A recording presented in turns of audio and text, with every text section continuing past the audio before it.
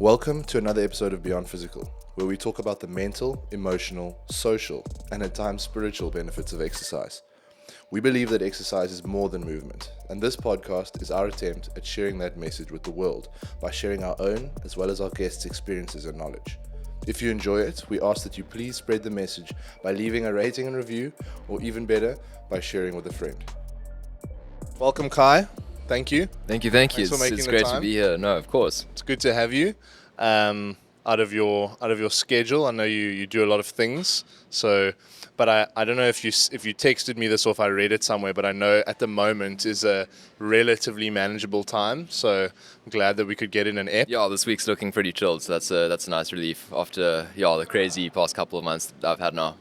Crazy 13 Peaks crazy, or crazy multiple other things as well? I think everything, like the 13 Peaks just happened to coincide with an extremely busy work period where I had to travel to Rwanda for 2 weeks and go deliver a workshop up there. And then coming back, there was obviously all the loose ends we had to tie up from the work trip that we had, and then went straight from Rwanda into peak training week, which was like, I think about 140 Ks over 8 days, so it was a lot of running as soon as I got back, not much time to rest. So now this past week, and hopefully this week will be more time to just rest, reflect. Decompress a bit. Decompress, exactly, yeah. So obviously we've not obviously, but we have known each other for many years, and our paths have kind of recrossed again now. Both, I think, venturing into the movement space and ultra running, and that's brought us back together again. And it's been amazing to see what you have made of running for yourself and for multiple other people through Trail Leopards. That's something that I think was so incredible to see kind of spring up almost overnight. I'm sure a lot of thought and time went into planning it and getting everything right, but it's been very well received by your community in Hout Bay, and it's become quite a well recognized running club, if you can call it that. I don't know if you would classify it as a running club. Running community. If we're going to be strict, yes. There's no like structured training or anything like that per se.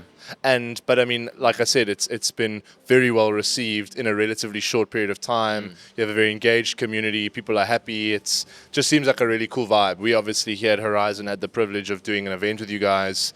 You're very proactive, very on it. You guys, Saskia floated the idea. And it was a busy time for us moving into our kind of relocation. But I said, have a chat to Matt. If he can create some capacity, then absolutely.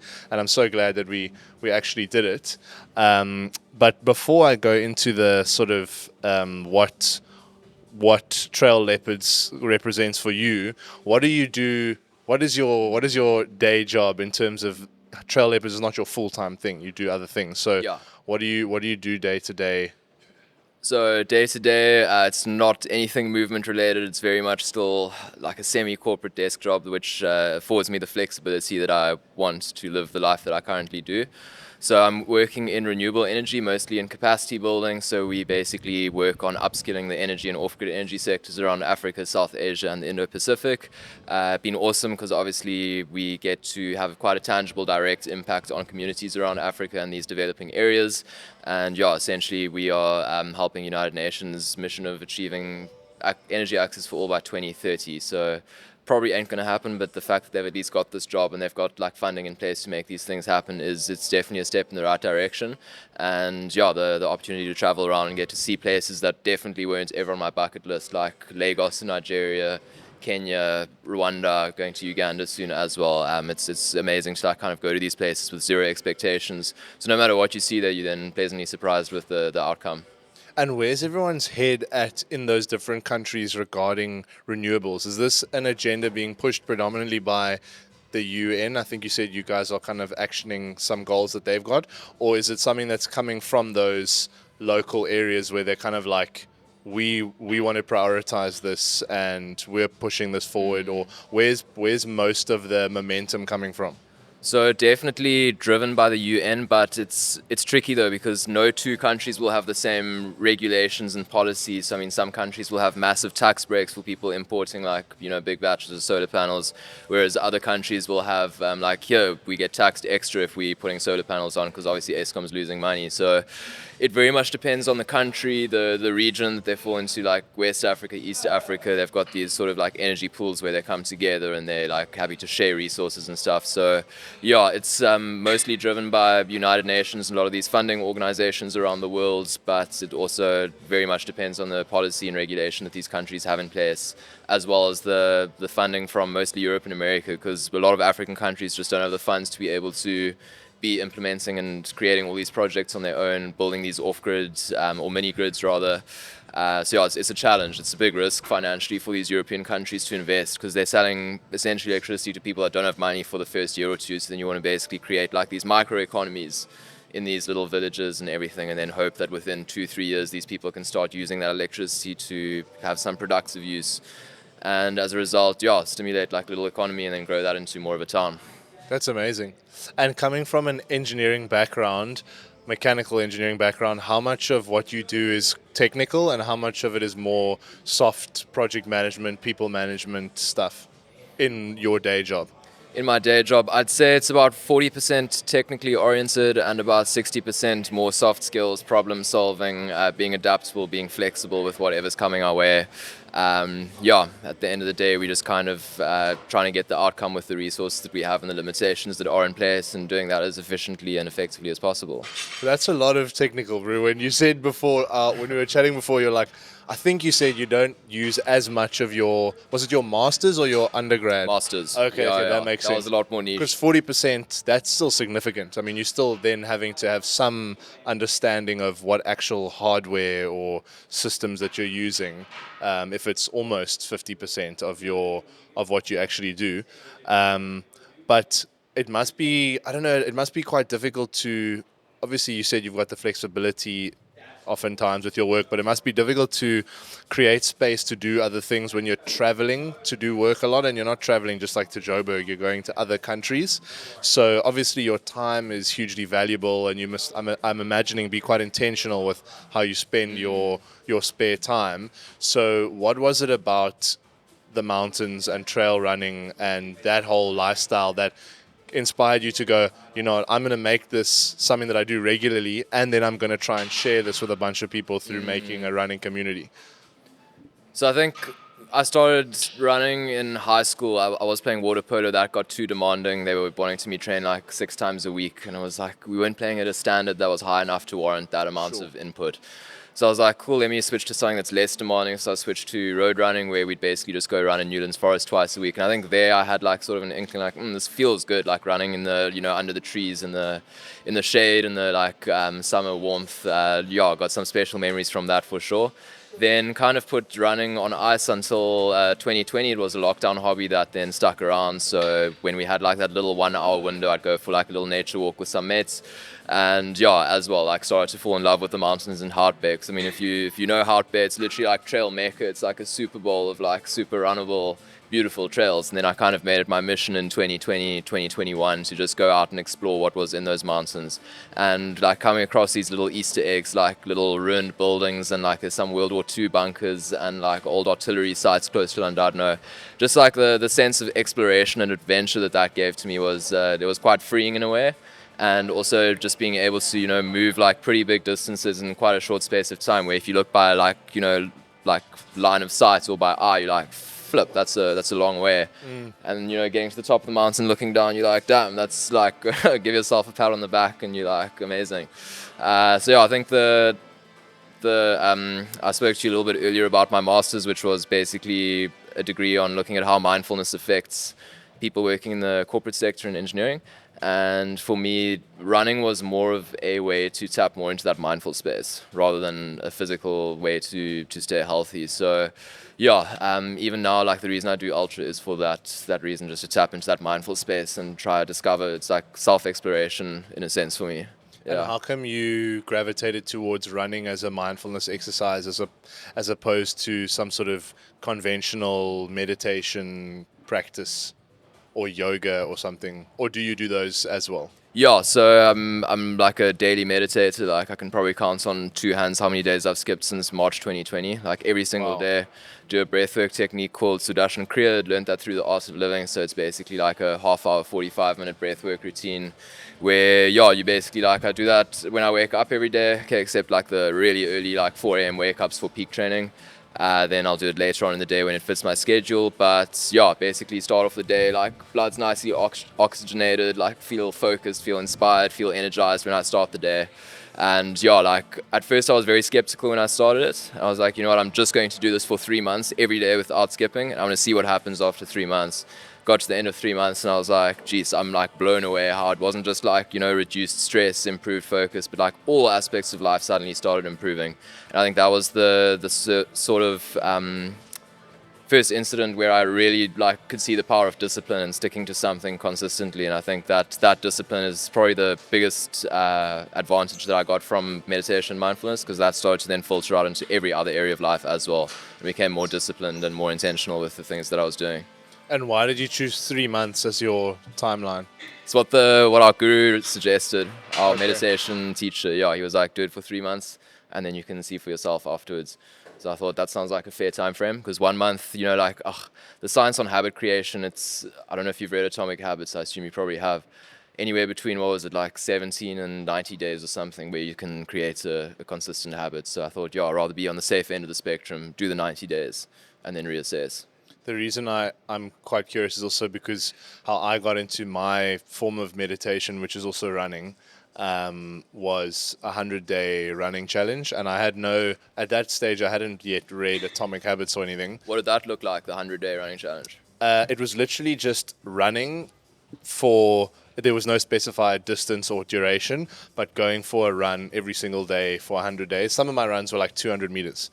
I remember No rest days. No rest days. I remember like one point forgetting to go for a run, and I was still at the time when I was big into going out, and I was at arcade. I was like, oh shit, I haven't done my run.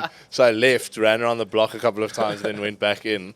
Sounds like proper Goggin shit. It was literally but it was the thing of doing it every day. It was like you said with your meditation, Consistency. just the consistency. And that literally changed my life. Like it was amazing. And I think what was very important around that thing for me was I didn't like running, and it was something that I had to do intentionally every day and didn't want to do. And I liked how I set the bar very low, where it was like, if you want, you can just run around the block a couple of times. That's fine. Don't let anyone's like definition of what is and isn't a run deter you. Just go and take that step and do it. 3 months, not 100 days, it's the same thing. So that's, I can definitely talk to the kind of impact that kind of exercise can have, whether whatever it is. I'm sure just being super intentional about it. I was reading on your Instagram earlier that you did much earlier this year. You did the 60 or the 62, I think it was. And from 10 Ks in until about 35 Ks, you were suffering with severe cramp. So badly. So, I mean, that's rough, bro. But my real question is, was that a part of your 13 Peaks training, or was it? Not exactly. Originally, my goal was to do. So I set the goal of running 100 Ks at the beginning of last year. So as like in one go. In one go. So I joined Mindset Movement then, and they were like, you should enter races. It's like a nice way to like celebrate the training and to develop along the way. And I did Neisner Marathon. The goal was to work up to UTCT 100 this year. That was the original goal. So I was to Neisner Marathon last year, UTCT 55, MUT 60, went back to Neisner. It's my favorite race that I've done so far. And then I was going to do Maxi 75, UTCT 100, and then UTCT 100 was kind of going to be like the end goal. Don't like to call it that, because it's not like I've done 100 Ks and now running is over for me, my main training partner at Mindset Movement, Vaughan Crumbach, absolutely insane runner, one of the strongest minds that I've ever come across. He was keen to do 13 Peaks, and I was like, flip, well, we've trained for much together, had such an amazing time, like spending hours out in the mountains together, really pushing each other, watching each other level up, like it was properly inspiring. And training with someone that was a stronger runner than me then also like elevated me. And I thought like, okay, well, I want to do 100 Ks this year. I don't really care what 100 K it is. So when he chatted about 13 peaks, I was like, oof, that actually sounds great. It's a little bit more challenging than UTCT, so I can throw myself nicely into the deep end for the 100K distance, and I'll get to develop the relationship that I've got with Vaughan. I'll get to, spend more time with him, get to know him better, and I'll also level up my training more than if I just gone off and trained for my own 100K. So Yes. yeah, Mutt was a stepping stone to get to the 100K distance, not 13 peaks specifically. Okay. Because my question is, I remember when we chatted at the Run Gym Swim, you were feeling quite confident for 13 peaks, confident that you Nervous, put the yeah. work in. You were a bit nervous, normal. Everyone gets nervous to do something like that. However, my question is, after cramping from the 10th kilometer to the 35th kilometer on the 62K, what made you believe that you could do 13 peaks after having that experience?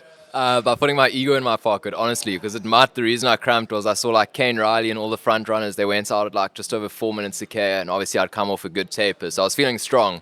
So I started off, my coach was like, just get to the front, you can probably hold pace with them for a while, but don't push too hard. And I just heard like hold pace with them, I didn't hear push too hard, so I was like, cool. Holding like a 4:30 pace with the front runners, and then started the first climb. Was motoring up that climb, burnt it out on both ends way too hard. And then at the top of that climb, about 10 k's in, started like feeling a little tingle. I was like, Ooh, it's far too soon for this shit to be happening. yeah. Like, no, man. And it just got worse and worse. Like, I don't know if you remember the aid station just before Herald Wines. It's like Okay. a flat road. Yes. So I'd try to jump over a log, and as I did that, my hamstring like completely seized up, and I went down like a ton of bricks. I was like on the floor, like rolling around. I was like, fuck, I can't even straighten my leg. How am I going to finish the 60 Ks in like a decent time? And like literally had to walk along the flattest section, the least technical section of the whole race. Got to Herald Wines, and I just remember there was a Mindset Movement crew there, and I just didn't want to see anyone. They were like, yes, Kai, like smashing it, boy. I was like, no, like I don't want to see anyone. I don't want to speak to anyone. And there's a video of me leaving the aid station where like people are like cheering, like, yes, go Kai. I didn't look at anyone. Head was down. I was just really grumpy. And seeing that, I was like, bro, you can do better. Like these people made an effort to come out, support you, encourage you, and you like literally barely acknowledge them. So that like watching that was maybe a bit of a bitter pill to swallow, like how you react in uncomfortable situations. Because of I was convinced my time goal was out the window. I was convinced that I would let my coach down, that I'd let myself down. And I still stuck to the plan throughout. I was like, cool, I just got to carry on eating, getting in the rennies, getting in the salt tabs. And then at about 40 Ks, my legs started opening up again. So I think that was the training paying off. And then I managed to finish quite strong. But big learning curve. And it was a proper suffer fest for those 30 odd Ks. That's hectic. Yeah, that's rough. Cramp is a difficult one to work through, and it's kind of like you can do everything you can, but if it's sticking around, you've just kind of got to march through it. Yeah. And just like bite the No bullet. alternative, exactly. Yes, no, it's but I think it's great to look at those scenarios and reflect and think about what you could have done differently, and also just make it a learning opportunity.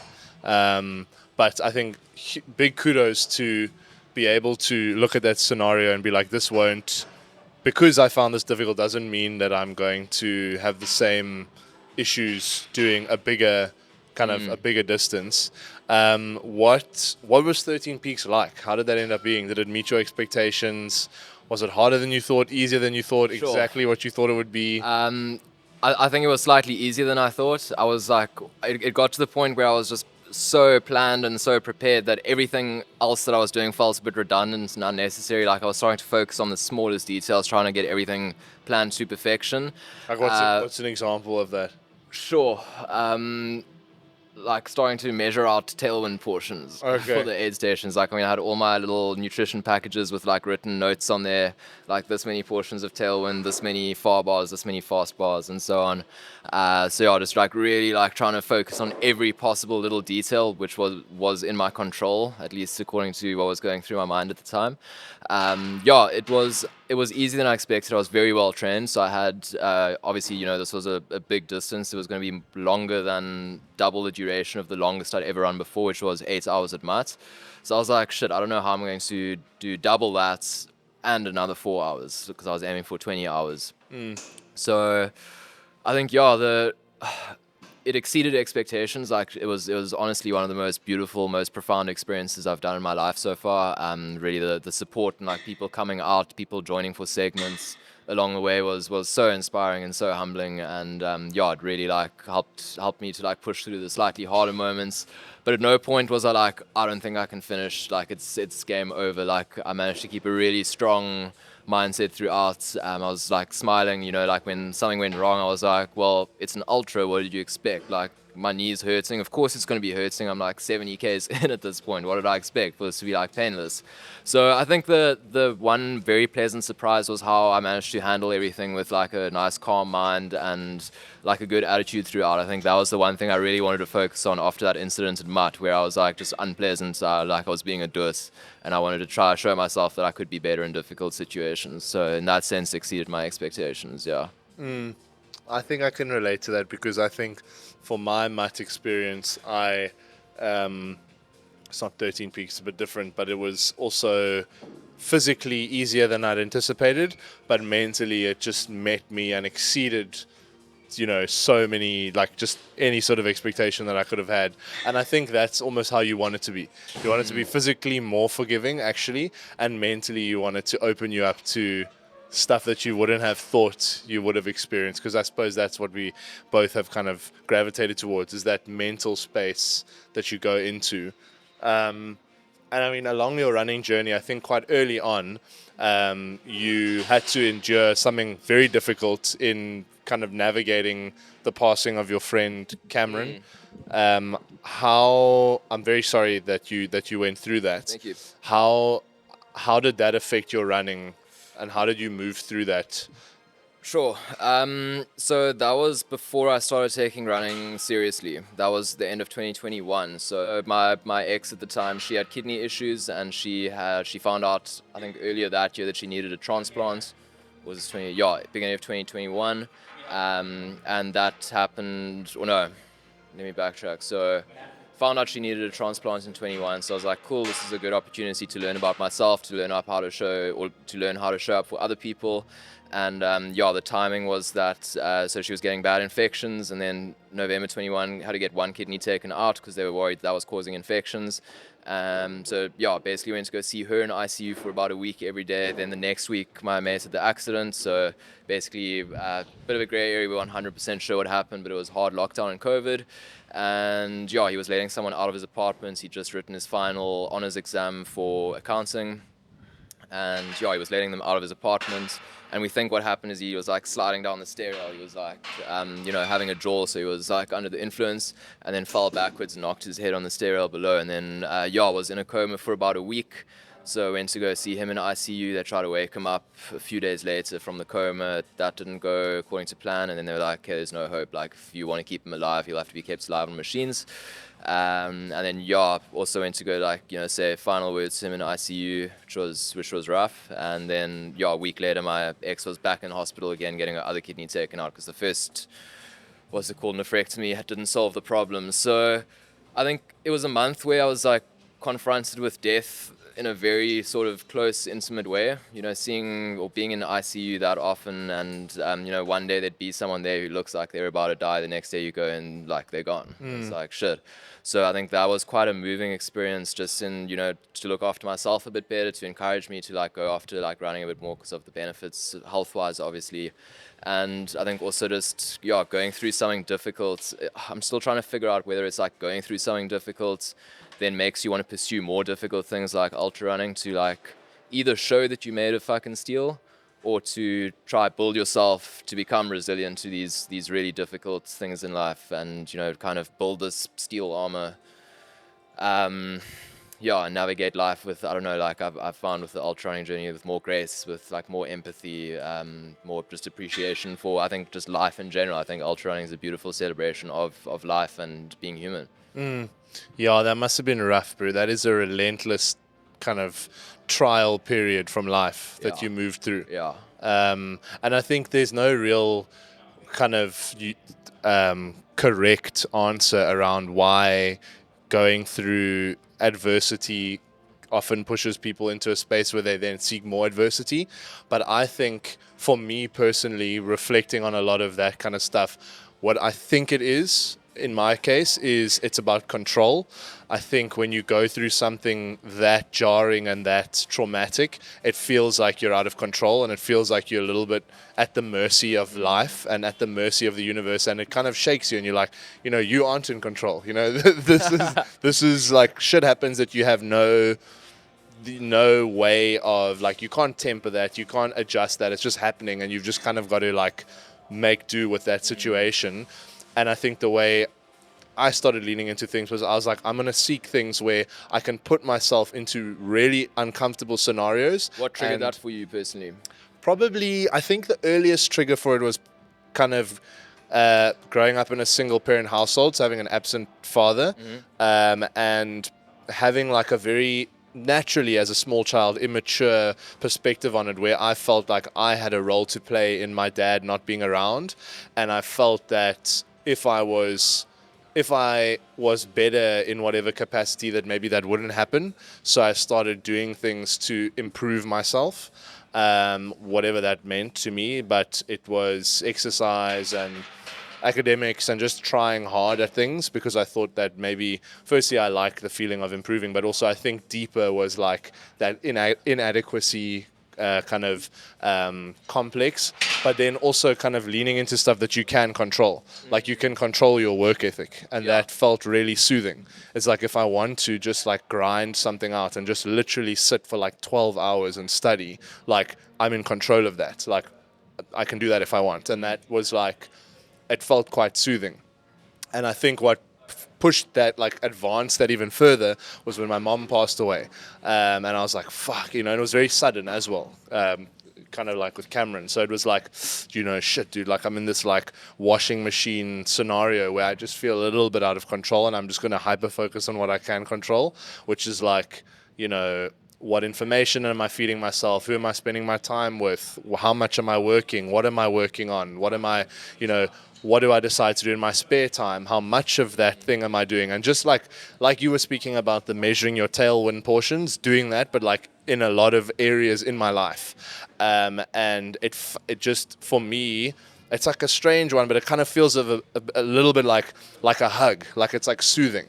And I think it's quite a natural response where you get thrown off, and then you're like, okay, I can't control X, Y, and Z, but I can control A, B, and C. So I'm just going to focus on that.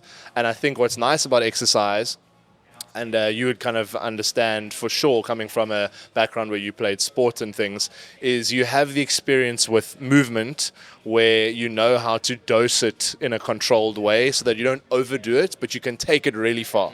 And you can take it to the point where it's really, really testing you, but you know that like you're going to be fine. You're not going to die. Like it's okay, but you can like take it pretty far. And I think there is like a little bit of like a junkie-ish vibe to it, but it's like it's also like it's just that soothing thing of, like I said, it's like I feel like a control element of it, and I think that Suffering, I guess. Yes, and I think that's a lot healthier than trying to control people. I think that that control thing can manifest in many different ways, and I think that I've maybe just channeled it into the healthier ways, quote unquote healthier. But I mean, it's not healthy to run 100 miles. It's not healthy, I don't think, to run 13 peaks. I don't think it's healthy to. None of that stuff is like particularly healthy by the conventional definition. Sure. But if it's serving some sort of like self-soothing goal, I think that is actually healthy, because you've got to move through these things in some way, and it's quite challenging to just sort of think through them. I think like exerting your way through the thing can be quite cathartic. It's like, fuck, I'm going to go sit and I'm going to suffer, and it's going to hurt, but I'm going to just kind of do it anyway, and like take that time to maybe connect with the memory of this friend or this person or this loved one for a little bit. And like, I think that is quite a beneficial, healthy thing. The physical element of it is not healthy. It's not. You probably felt the next morning you probably shouldn't have run 100 k's backwards, like limping down backwards. Couldn't walk downstairs forwards. So there's an interesting overlap between people who struggle with addiction and who enter the ultra running space. I've seen that especially with mindset movement, where there's a lot of people that have completely turned their lives around from, coming from really harsh traumatic backgrounds and like full-on addicts to now being like some of the strongest ultra runners out there. And like for me as well, like I almost replaced endurance jawling with endurance running. Like I used to like go to trance parties and stuff and would hardly sleep for like 3 days. And I don't know, I think that it's also something about the more extreme personality types, people who can't do things in complete moderation, that it really attracts. I know you also touched on this a little bit earlier. Totally. Yourself. Yeah, I definitely resonate with that. And I had this conversation with my mom a lot where I was like, she would always say everything in moderation. And I would just think to myself, but that's not fun.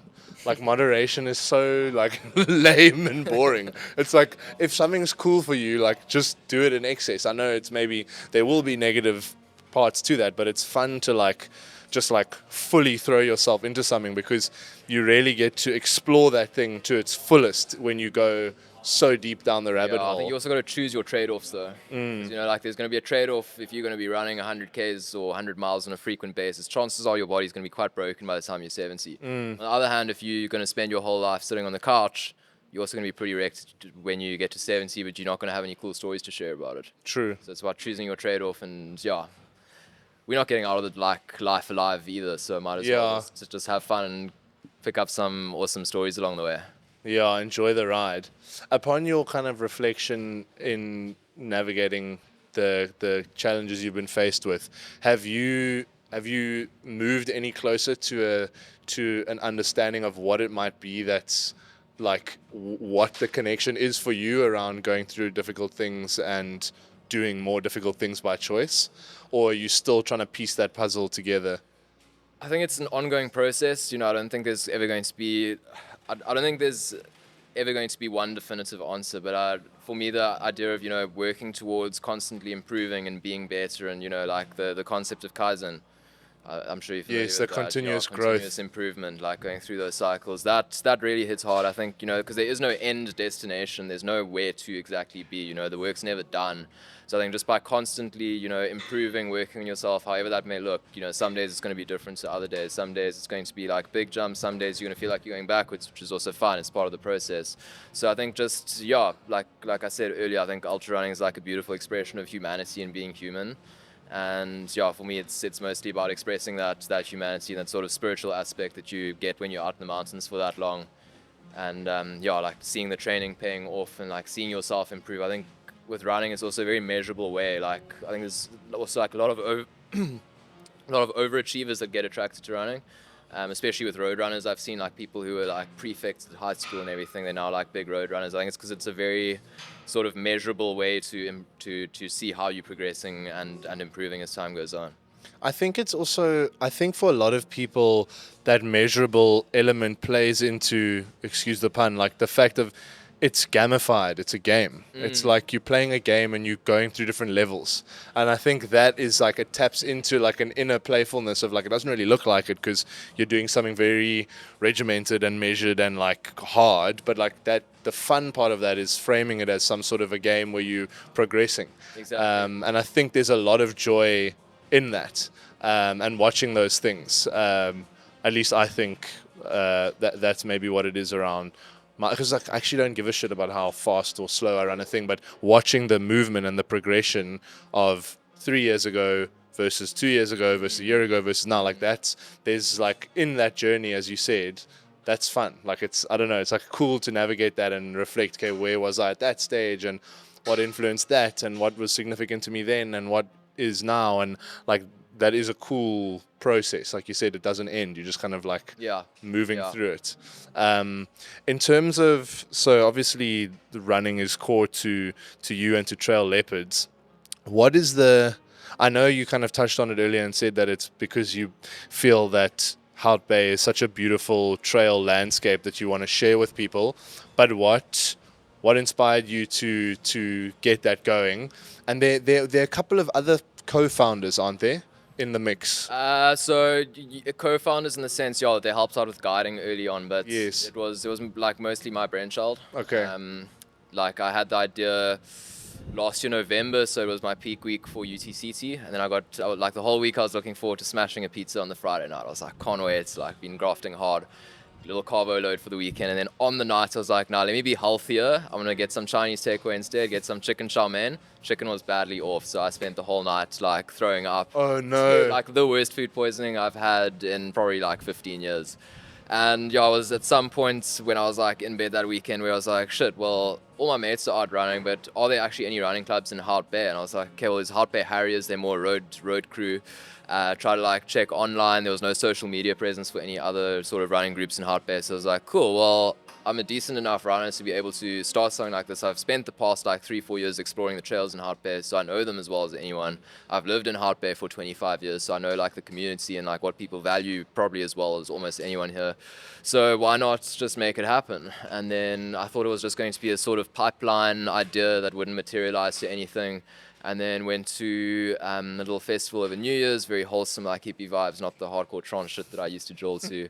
And yeah, I had like a mini heartbreak over New Year's, and then I think I used that sort of that bitterness and that heartbreak sort of energy and transformed that into something more beneficial, which was Hout Bay Leopards. So yeah, we launched early Feb. I spent Jan just getting a graphic designer involved because, like you said earlier, it almost sprung up overnight.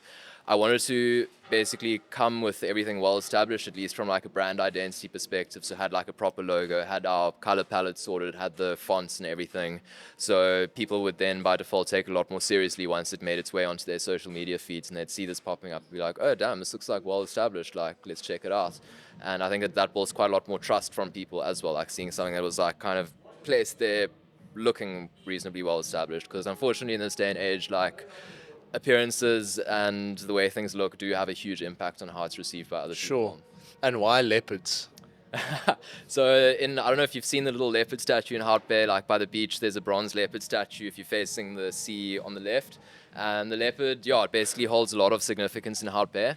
There used to be a lot of leopards roaming around. I think the last one was spotted actually on Little Lion's Head in 1937. So as Jeez. time went on, like they were just culled, and the settlers slowly were killing them, for their furs and whatnot. So yeah, the leopard, I think it was like in the logo, every element in the logo represents some aspect of Hout Bay's identity and what we were trying to bring across. So we've got the Sentinel Mountain in the background, obviously the beach, we've got the leopard, which obviously represents, a big part of Hout Bay's history and the wildlife that we still have there.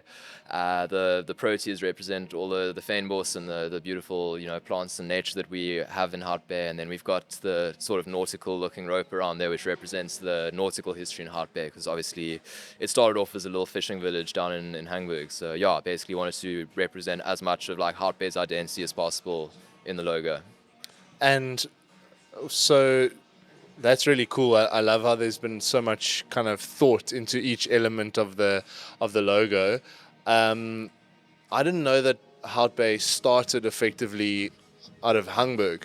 Yeah, so that was, I think, maybe secondary. So Hout Bay, it means wood bay. So initially it was, there were a lot of trees there, and they'd basically used those trees to repair and build ships when the Dutch first settled here like a few hundred years ago. So yeah, Hout Bay's history, I don't know the exact dates, but it probably dates back to the 1700s at some point. Okay. Predominantly used for shipping materials, and then slowly after that they built the fishing village and community there. Okay, that's very cool. I'm going to bounce us back to the 13 Peaks thing. Where's your head at now? I know you said just because you've run 100 Ks doesn't mean running's done for you. Have you been fully comfortable, like just like chilling out and like not thinking about a what next thing, or have you already been thinking about what you might look at in the future? Already earlier this year, I had my eyes on the Cappadocia Ultra Trail. Ooh. So there's 120K in Cappadocia. It starts with the like hot air balloons in the desert there. At sunrise when they're all like going up. So I think that's definitely a bucket list race. I'm trying to convince a crew of people to come join me for that. So you're welcome to come along for the ride if you're keen. Thank you. So that's definitely a goal that I'm looking into for next year. I'll just have to see how the work year like pans out. Obviously that still has to take number one priority if there's work trips or anything like that.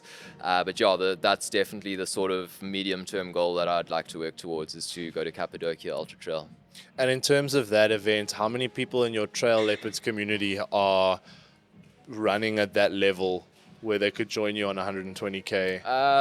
So at the 120Ks, there's definitely a handful of people that could do it. I mean, I do believe most people with like a decent base level of fitness could do 100Ks. It's just a matter of how sore and how much they're going to suffer.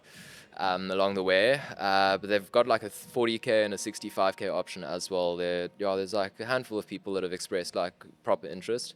And then, my coach at Mindset, Didier, he sounds quite keen, so that'll be Okay. cool, especially if I can drop him on the trail there. Not that it's That competitive. would be It's not wild. gonna happen yet, bro. The student becomes the master.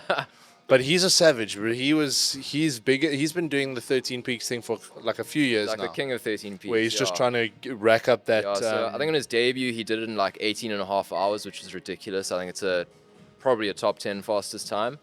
Then he came back a year or two later and he was like, cool, I'm going to do 13 peaks back to back, so 26 peaks. He ended up smashing that in like 42 hours. I remember like going to support along the way where I could and just like being so inspired by this. Because he's got like a mind of absolute steel. Like he's also done Vipassana, these like 10-day silent meditation retreats.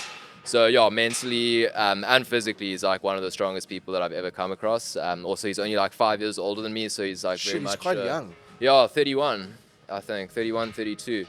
So it's also like he's only one chapter of life ahead of me. You know, he's still like young enough to be very relatable, and that he can also be like a good friend as well as a coach and a mentor. So I think like no small part of my trail running journey is attributable to him so far. Wow, that's really impressive. I mean, And then he wanted to do 5 laps of 13 peaks or something recently, backyard ultra style. And then he got injured as you do when you've run on like 190 k's already. didn't he fall? I'm not sure exactly what happened, but I think he said it was from overuse.